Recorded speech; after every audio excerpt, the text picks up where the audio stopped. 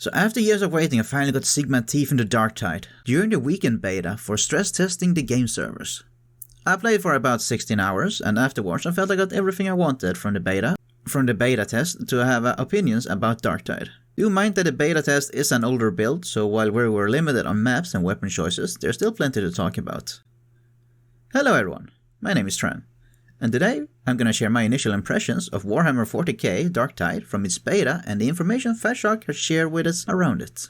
Let's talk about the gameplay first. I was very impressed how much it feels like an evolved form of Vermintide. All weapons have a special action like bracing for reduced recoil, turning on a flashlight that helps a lot during the darkness hazard, alternate rounds, or simply a quick melee attack. You have a shield that protects your health bar that's refilled through melee kills and other means via talent tied to each class. Each player has an aura effect, and when other players are close enough, they gain whatever bonus you give. The auras are called coherency, and the more of you are together, the faster your shield regenerates as well. The bonuses are fairly small, but they are easy to gain by simply sticking together, and the effect stacks.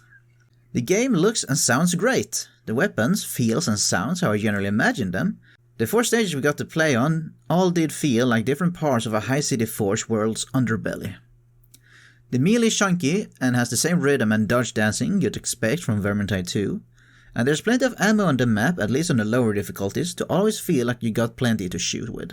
The 3 human classes share weapons between them while keeping some unique to their class. In the beta, these were the lasgun for the veteran, the stub revolver for the zealot, and the power weapons for the psyker. The ogre's entire arsenal is unique to him and him only. Each class also has different grenades. Veterans has frag grenades, the zealot brings stun grenades that last for a few seconds. The psyker uses their psychic power with the grenade button, and the ogre just throws the whole metal box containing the grenades as a huge single target damage attack. I have had the box bounce, killing 2 people, but it's not something I would rely on trying to achieve while throwing it. I tried playing on the 3rd difficulty a few times, but it mostly ended up in tragedy with people clearly too fresh and too prideful, playing on a difficulty not suited for them. The character creation was fine, not many options to be honest, especially as visuals are copied between the classes. Even the Ogrian has the same facial options as the humans. It could be we were given less than what the full game has. However, keeping in mind that this game do have a premium currency, one of my first concerns already rose up here. We had 5 character slots.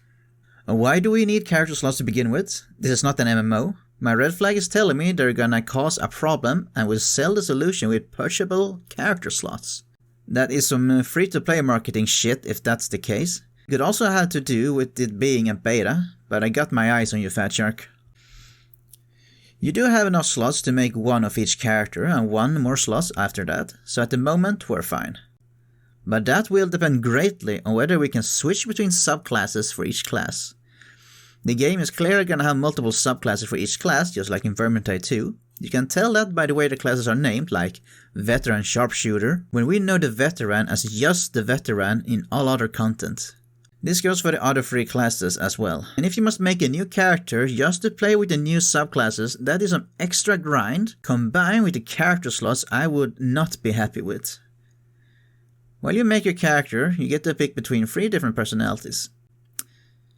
Tram here from the future. It has turned out that there are indeed gonna be subclasses. However, Fatshark has stated that they are not sure whether they want them to be free or if they want us to pay for them, which is really concerning this close. We're 1.5 months of release, and I'm pretty sure they know if they want to make us pay for the additional classes or if they want to give us to them for free. So yeah, they're probably hiding if... They're probably waiting with that statement until the game is out so they can get their pre-order purchases and all that not getting cancelled, as they're probably gonna announce that you have to pay for the subclasses. Which is weird because in Vermintide, all the characters there got 3 classes to pick between as a part of the base game. And later on they would add new classes, which you had to pay for, and I was fine with that, but I'm not fine with what they're doing here. We're just giving us 1 class for each character, and then we have to pay for all of the new ones? That seems really bad, Fatshark. Like, you need to rebuild your good faith with the community. We don't want another Winds of Change... we don't want another Winds of Magic DLC drama here. While you make your character, you get to pick between 3 different personalities. Personally, I like if they had one fleshed out character for each class, but since they have to promote the ability to have multiple people playing the same class in a run, they had to compromise with this. The writing does suffer greatly from this, as the characters must give each other generic dialogue and responses. The characters talking through the levels, and trust me, there is a lot of that. They feel more like strangers talking to one another, which I guess fits with the setting of random prisoners being put together for a suicide mission. There are new voice actors, and the old ones from the Vermintide are here too. Not all of them as one of the playable personalities. From what I could tell, Sienna's, Bardin's and Carillion's voice actors got to do one of the character personalities, while Kruber does one of the NPCs, and Saltspire I heard from one of the hobo enemies.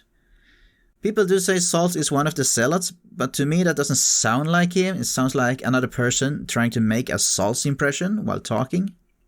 Like we have Salt's at home kind of vibe. Overall, the voice acting is good, however. It's the script that came with make your own character instead of working on a set character like the Uberstrike 5 that hurts the natural feel of it. The hub area is an open lobby. Problem with it in the beta, other than being the area almost all of my disconnects happen, was that if you're in a pre-made, you're not guaranteed to be in the same hub. The hub itself was fairly empty, but I assume this is because of the beta and they didn't add every shop or made them available. Like there's this tech priest shop place, I'm pretty sure is gonna be tied for the crafting with the plasteel and cubes you pick up during missions. Each character must be leveled up by themselves to unlock different features. You don't share resources between the characters, which is a pretty scuffed decision by a Fat Shark, if that's how it'll be in a full game. And that does seem to be the case, given that they stated that the Aquilia, which is like the premium currency, is shared between your characters. There's a weapon shop that's your current main access to new weapons. It refreshes every some hours, and as you level up, new weapons will show up in the shop. We only had a limited amount of different weapons, so by level 11 you had access to most of them except for the Psyker's Power Hammer that most people reported getting around level 16. Then there's the guy called Sour Milk that has your weekly missions, which will give you a unique currency to purchase the current weapons available or gamble at a lower cost. A big problem with these weekly quests, for instance, is collecting 200 plasteel, which doesn't sound bad until you realize it only tracks what you personally picked up during missions, not what the team collected as a whole. Hopefully this too gets fixed in a full game. I really can see Fat Shark wanting it in its current form. Then again, they removed the scoreboard because it promoted toxic behavior, instead of working on a proper report and punishment system. So what do I know about the inner machinations of the Swedish dev team? I can't really give input on a weekly quest shop until I get to work with it for a few weeks at least. But so far it looks to be the fastest way for high rarity gear, which comes with more perks and damage modifiers. Speaking of gear, one thing I absolutely hate is that they are doing randomized stats on the weapons. This is awful for many reasons. Mainly, I want this specific gun at the max level, I got it rolled in a way I don't like, so now I gotta grind until the shop/crafting gives me the one with the stats I want from it. Like, come on Fat Shark, leave different stats for different models of the weapons. I don't want the last gun with 2/5 ammo bar that comes with a half magazine worth of more ammo. Also, these bars are the bane of player friendliness. Not only is none of the jargon explained anywhere, like what the fuck does it mean the swinging sword icon is a vanguard attack or the shocking knife is an assassin attack? Explain what these words mean. Or what does it mean when my sword has 1/4 field clean meter, and how much different is that from a sword with 3/4 field clean meter? The different melee weapon varieties, as in the same weapon but different models, do come with different attack patterns. For example, on the Odin Cleavers, one model has more cleaving wide strikes, while the other one has more single target strikes in its fast combo. I think these things are good as you can get specific style you prefer, but please, the stat bars, leave them static. The randomized traits and the power level thing is good enough, we don't need randomized stats on top of that. I've seen some complaining about the class talents just being straight modifiers, but that's not what I got. Like the Ogre's first tier of skills is different ways to gain toughness back. The second one is a contest between big damage gain and damage taken reduction when you fight other Ogrin enemies, making your grenade explode into multiple grenades if you hit an armor target, and finally, your heavy attacks applying a stackable bleeding effect. It's a bit more than just 20% more damage or whatever people have been claiming. Speaking of bleeding, the game is terrible at giving you information so far. There is so much jargon in the game, and Fat Shark gave us nothing to read up on what it all means. Like a weapon gives plus 10% damage against infested enemies? Okay, and what are those? What makes an enemy infested and what makes one not? As far as I'm concerned, the entire enemy roster is infested because they're all Nurgle worshippers. What's a monstrosity? Isn't it a Plague Ogre and not the other Ogres? Since the Plague Ogre has a health bar, but it was the only non-scripted boss encounter we had in the beta, so it's not like there's been any other monstrosities out there to compare it with. Or like, what the fuck is an unyielding enemy? That one I still haven't been able to figure out. I had no clue what a bleed stack did. Is it damage over time? Alright, how much? How much health does enemy have to check if the damage is worthwhile investing talent points into? We just don't know, because Fat Shark are so frightened at the idea that we, the players, get to see the actual numbers on things. So please, Fat Shark, just give us the numbers. We're gonna get them one way or another. Just make yourself look good by giving it to us when we hover over keywords with a tooltip explaining stuff. And again, remove the bars representing stats and just give us the numbers. I know it comes off that I have a lot to complain about, but understand that this is not Fat Shark's first game. They're essentially making Vermintide free, and they should have learned from previous game.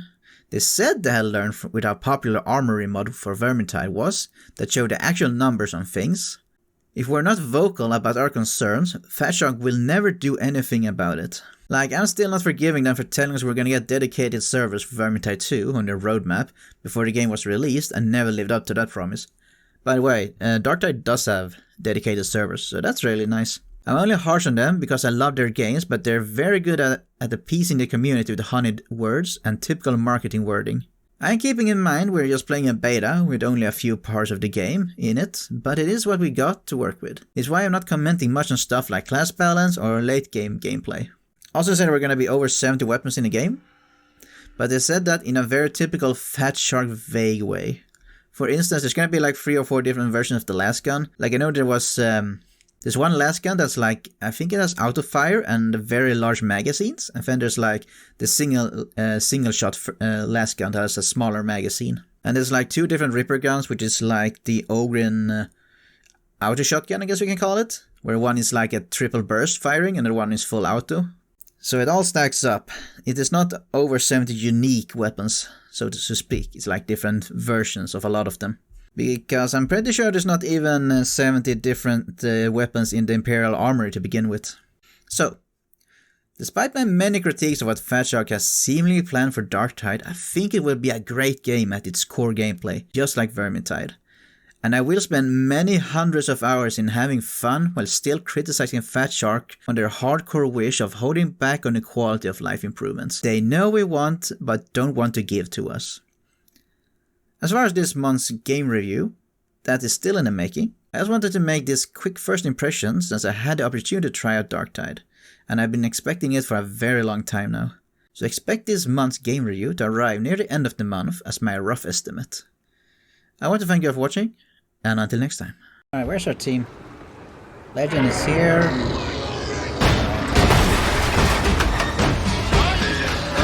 Oh, that was early.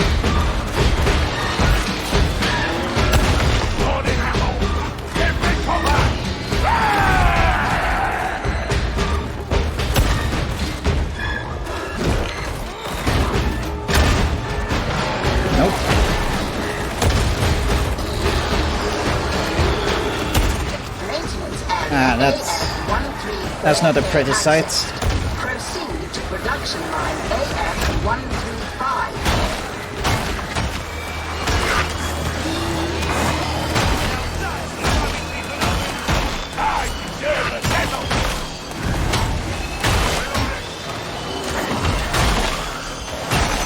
Don't worry guys, I'll take care of the trash mobs. Be there in a sec.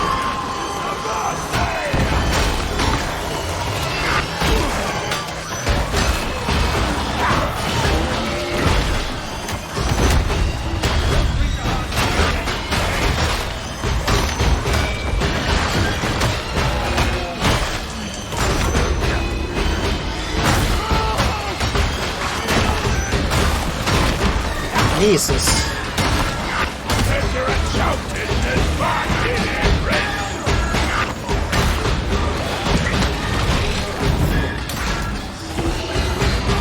You sure this is on the easiest difficulty?